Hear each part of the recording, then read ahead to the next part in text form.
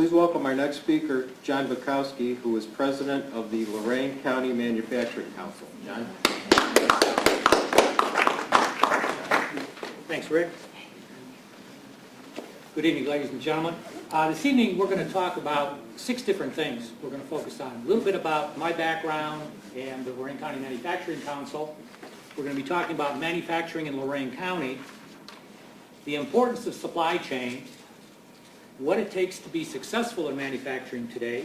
We're also going to talk about technology in northeastern Ohio, and I'm going to not only talk about it, I'm going to show you some of it. And then I'm going to also talk about suggestions as to how we can accelerate business and job growth in our region and keep our competitiveness up. So, hopefully it's going to be kind of interesting and very informative, because I think there's a lot of things that are happening that I'm sure most of you are not familiar with. Okay, let's get started. First of all, a little bit about myself. North Ridgeville resident for 39 years.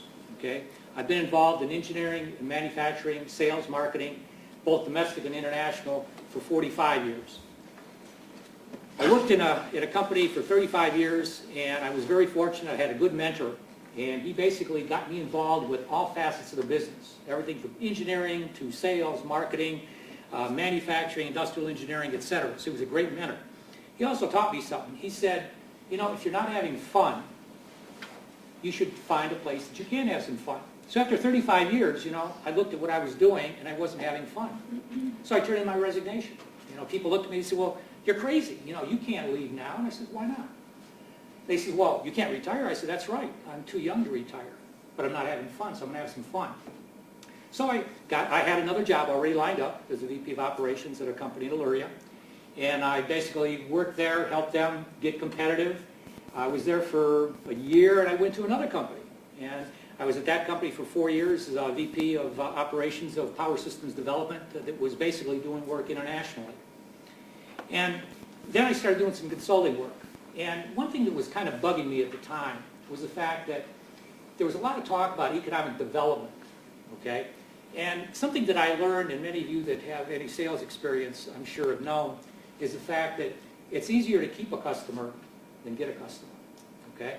And what did I see? All the economic development focus had to be on, let's try to find a big fish. Let's get a big company, try to get them to locate to, a community here in northeastern Ohio, Lorain County in particular. Well, no one was looking at the existing base, okay? The existing manufacturing base we have. And as you see in the newspaper today, there's all kinds of facts and figures. If GM goes out, it's going to have this explosive effect because of the supply chain. For every manufacturing job that's created, you actually create 4 to 6 additional jobs. They could be sales, marketing, order taking, could be floor sweeping, okay? So a manufacturing job, one job basically multiplies its effect. And, that was kind of bugging me.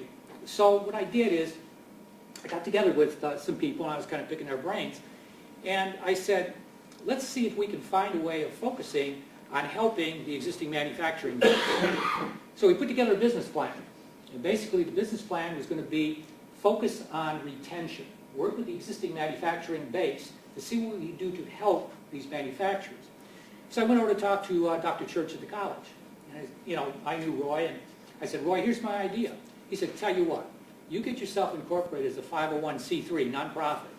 We'll assist you. I can't give you any money, but we can help you. We'll give you an office. I believe in what you're trying to do in trying to keep the manufacturing base here healthy. So we put together this business plan, and we approached the county commissioners and basically said, look, here's what we'd like to do. Here's everything we're going to propose that we do for the manufacturing base here in the county, but we'd like to get 3 years of reduced funding, okay, to help us get going. So after we pleaded our case, they basically said, tell you what, we'll give you first-year funding. I said, good deal. So we got going on this. And it was kind of interesting because unlike the other groups that were in existence at the time, we were going to focus strategically on manufacturing. This group is kind of interesting. It was basically organization of manufacturers, for manufacturers, by manufacturers. Dirty fingernail type stuff. So we basically put this thing together, and one of the things that I noticed when I was going out talking to different manufacturers and the people I talked to basically would be presidents, CEOs of these companies, is the fact that there was a lot of stuff lacking, okay? For instance, I was meeting with the president of a fairly large company in Illyria. I think they employed at that time maybe about 175 people. And I said, what problems are you seeing today? And he says, well, I'd like to deal more locally if I could. I said, well, what are you looking for? And he said, I'm trying to find people that can make sheet metal cabinets for me. I said, okay. These sheet metal cabinets, do you want them painted with powder paint, or do you want them wet painted? He says, well, we're using wet paint right now, but I'd like to get powder. So I rattled off the names of two companies. I said, are you familiar with these companies? He said, no. I said, how about if I get a hold of your director of purchasing and I give them the information? He said, no, you give it to me. Okay? It's that important. So I got back to the office, basically got the contact info, called the presidents of both of these companies, okay, because I knew of two companies that I could suggest to him, and got him that information. So that's the kind of things that we were trying to do. And that got me thinking, okay, if you wanted to find out in Lorain County who makes sheet metal cabinets, where would you go? Can you go to Yellow Pages? I don't think so. Go to Chamber of Commerce? I don't think so. Okay? That information was not available, okay, at that time. So I put together a directory of manufacturers in Lorain County. And I basically published that information on my website. And if you'd like to take a look at it, kind of FYI, the website is www.lorain.ccc.edu/LCMC for Lorain County Manufacturing Council. Supply chain is very, very important to make things work. A given manufacturer may have hundreds of suppliers. That may also give you a clue as to where you want to look at when you want to attract people. Maybe you don't necessarily want to go and get the big manufacturer in, but if you have somebody that is a big manufacturer, maybe you want to go and try to attract some of the suppliers to that manufacturer to bring them in. So basically, we put that together, and we basically function to connect the dots. You were little kids, remember the connect the dot things? Try to make these pictures. Well, that's what the Lorain County Manufacturing Council tries to do. Connect the dots. Bring companies together. Help the companies. During the first year of operation, we put together basically it was a major conference. It was an all-day conference on nanotechnology. But it was nanotechnology applications for manufacturing. Now, many of you have heard the term nano. What is nano? A nano is something that basically is like a molecule. A nanometer is 1/100,000 the width of your human hair. Okay? And there's a whole lot of technology being developed around that.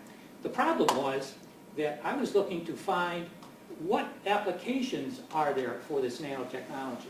Let's not talk about the heady stuff, the quantum dots and all the technical stuff that makes it work.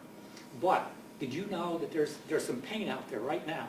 You can put 3 coats of paint on a piece of metal, and it'll give you a 60-degree temperature barrier from one side of the metal to the other. And you think about that, and then you add to it the fact it's water soluble and it's transparent. And the best part, it's less than $80 a gallon.